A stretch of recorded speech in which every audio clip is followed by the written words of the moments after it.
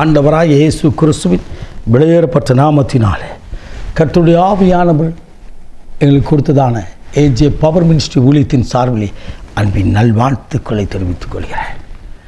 எனக்கு அருமையானவர்களே, இந்த காலை வேளையிலே இந்த இணையதளத்தின் மூலமாய் கர்த்தருடைய வார்த்தையை கொடுக்கவும் கேட்கும்படியாய் கர்த்தர் சித்தம் வைத்திருக்கிறார். ஹல்லேலூயா.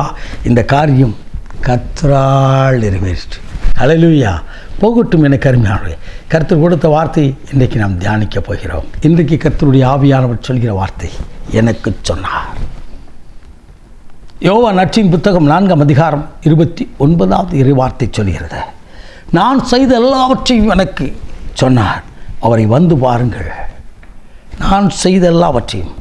சமாரிய பெண்ணிடத்தில் ஆண்டவராக இயேசு கிணற்று பகுதியில் ஆண்டவர் அவளோடு கூட பேசின போது அவள் ஊராரை பார்த்து சொன்ன வார்த்தை, ஆண்டவரிடத்தில் பேசிவிட்டு ஊருக்குள் கடந்து போய் சொன்னார். ஜனங்களை பார்த்து சொன்னார், ஒருவர் நான் செய்தது எனக்கு சொன்னார்.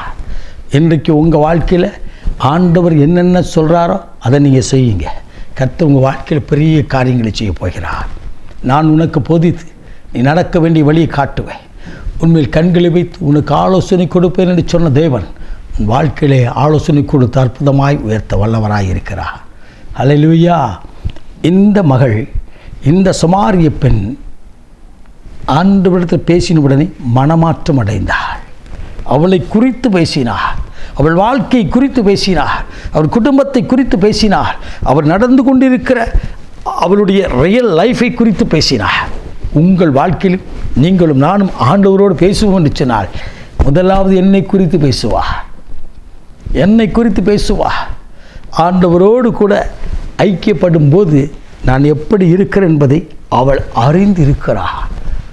இயேசு அவளை தனியே சந்தித்தார். சீசரோடு சந்தித்தவர் சீசர்களை அனுப்பிவிட்டார். சீசர்களெல்லாம் அவருக்கு உணவு வாங்கும்படியாக கடந்து போனார்கள். தனியே பேசினார். எத்தனை பேர் இன்றைக்கு ஆண்டவரோடு தனியே பேசியிருக்கீங்க? அதிகாலை வேளையில் ஆண்டவரோடு எத்தனை பேர் ஜெபித்திருக்கீங்க?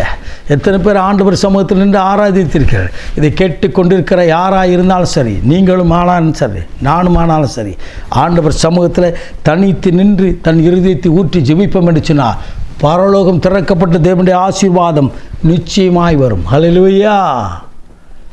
அருமையானவர்களே, அவள் ஆண்டவரோடு பேசிவிட்டு கடந்து போய் ஊருக்குள் பேசினார். ஆண்டவரோடு பேசிவிட்டு போய் தன் காரியத்தை சொல்லும்படியாய் கடந்து போனார். நான் ஒரு மனிதனை கண்டேன், அவள் தீர்க்கதரிசியாக இல்லையா என்று வந்து பாருங்கள். அவள் சமாரிய பெண். கொஞ்சம் யோசித்து பாருங்கள். நம்ம கிறிஸ்தவர் என்று சொல்கிறோம், ஆண்டவரை அறிந்தவர் என்று சொல்கிறோம்.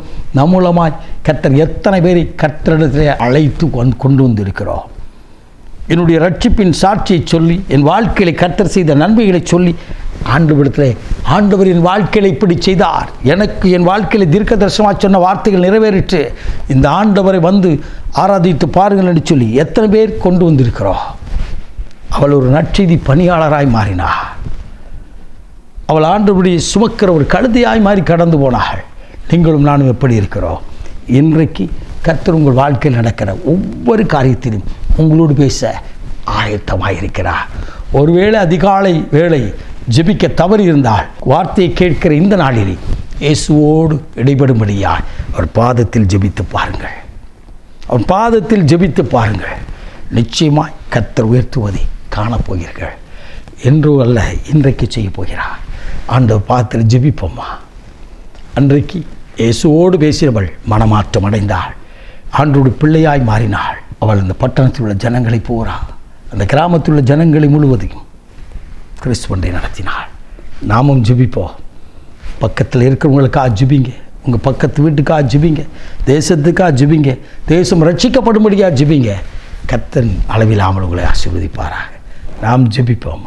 மகா பரிசுத்தமுள்ள தகப்பனே, இந்த அற்புதமான வேலைக்காய் சோத்துரிக்கிறோம் அப்பா. இன்றைக்கும் எனக்கு சொன்னார் என்று சொல்லி சமாரிய பெண்ணிடத்தில் கர்த்தர் பேசின வார்த்தையை எங்களோடு பேசினீரே தகப்பனே. இதை கேட்கிற ஒவ்வொருடைய வாழ்க்கையிலும் தகப்பனே, அவள் வாழ்க்கை குறித்து பரிசுத்த ஆவியான அவரோடு நீ பேசுவீராக. எதிர்காலத்தை குறித்து பேசுவீராக. கடந்து வருகிற பாதையை குறித்து பேசுவீராக. உணர்வடைந்த உள்ளத்தோடு தேவனை ஆராதிக்க கருவதாரும் எல்லா மகிமையும் மக்கள் செலுத்துகிறோம். இயேசு கிறிஸ்துவின் வெளியேறப்பட்ட நாமத்தில் பிதாவே, ஆமே ஆமே. God bless you.